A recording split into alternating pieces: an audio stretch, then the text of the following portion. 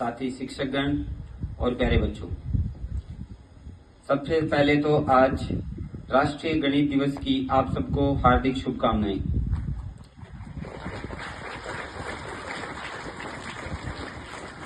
जैसा कि आप सबको पता है, आज 22 दिसंबर है, जिसको हम श्रीनिवास रामानुजन की जयंती के रूप में मनाते हैं, क्योंकि रामानुजन एक ऐसे गणितज्ञ थे और उनको गणितज्ञ ना कह के हम गणित का जादूगर कहें तो उनके लिए कम नहीं होगा। तो उन्होंने देखो सुविधाओं के अभाव में अपनी स्लेट और चौक की मदद से गणित को ऐसे ऐसे महान उपलब्धियां दी जिनकी हम कल्पना भी नहीं कर सकते, और उनकी कई कल्पनाओं से हम चूक भी गए हैं, क्योंकि महज उनकी 32 साल में ही उनकी क्या हो गई थी, मृत्यु हो गई थी। तो बहुत सारी कल्पनाएं हमें वो देने से हम चूक गए हैं।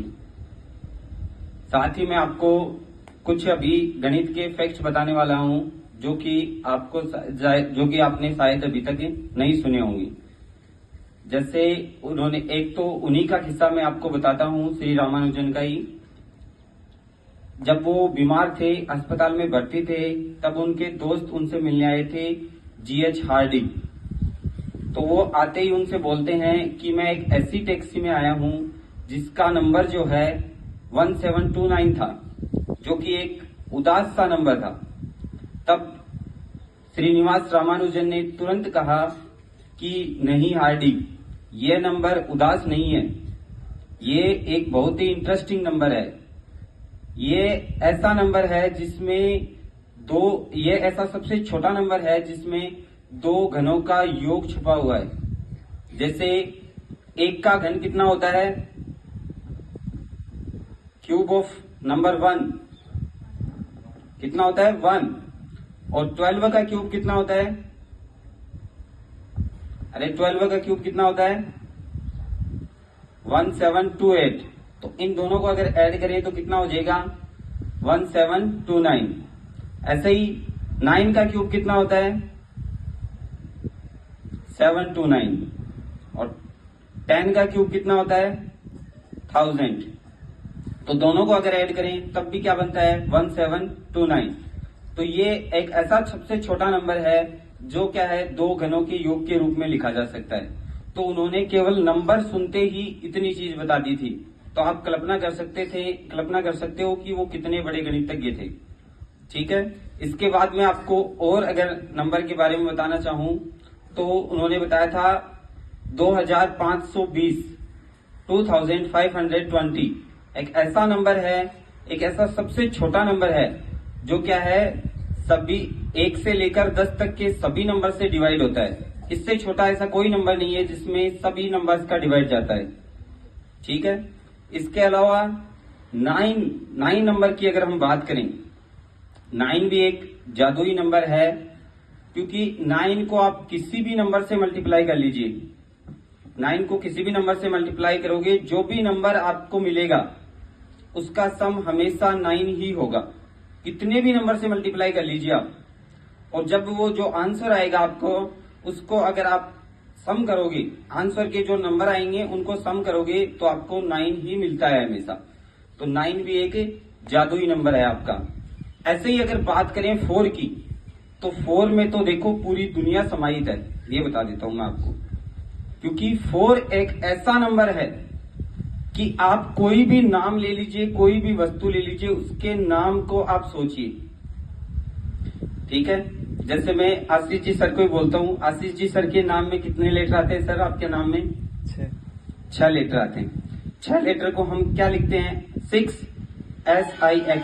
कितने लेटर हुए उसमें 3, और 3 को कैसे लिखते हैं THREE। कितने लेटर हुए 5 को कैसे लिखते हैं FIVE। कितने हुए उसमें 4 को क्या लिखते हैं FOUR। कितने हुए 4, यानी 4 पे खत्म हो गया। आगे कोई भी आप नाम सोच लीजिए और उसकी काउंटिंग करते जाइए, लास्ट पे आके आपका नाम कहां पे अटकेगा 4 पे। कोई भी नाम सोच लीजिएगा आपका आके कहां पे अटकेगा 4 पे। तो 4 एक ऐसा जादुई नंबर है जिसमें पूरी दुनिया समाहित है। ठीक है, अभी अंत में मैं यही कहना चाहूंगा कि गणित को आप एक सब्जेक्ट के रूप में ना लेकर उसको आप एक इंटरेस्टिंग फैक्ट्स के जरिए पढ़ते जाइए, जिससे आपकी गणित और बेहतर होगी। अभी एक दो संख्याओं के बारे में मैं आपसे और जिक्र करता हूं।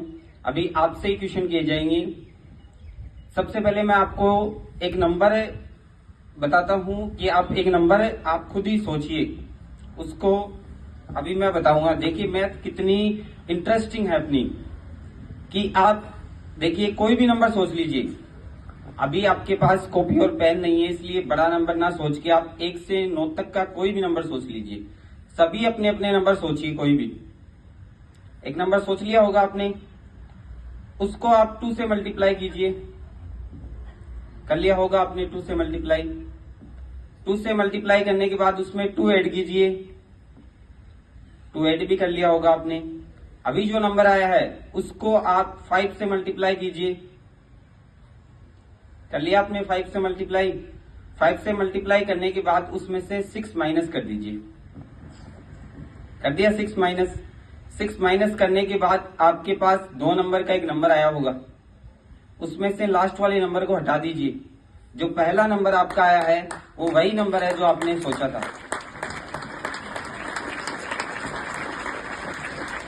अभी एक और नंबर की बात करते हैं। एक और नंबर सोचिए आप 1 से 9 तक।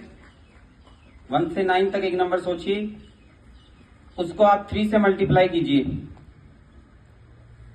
फिर जो नंबर आया है उसको फिर से 3 से मल्टीप्लाई कीजिए।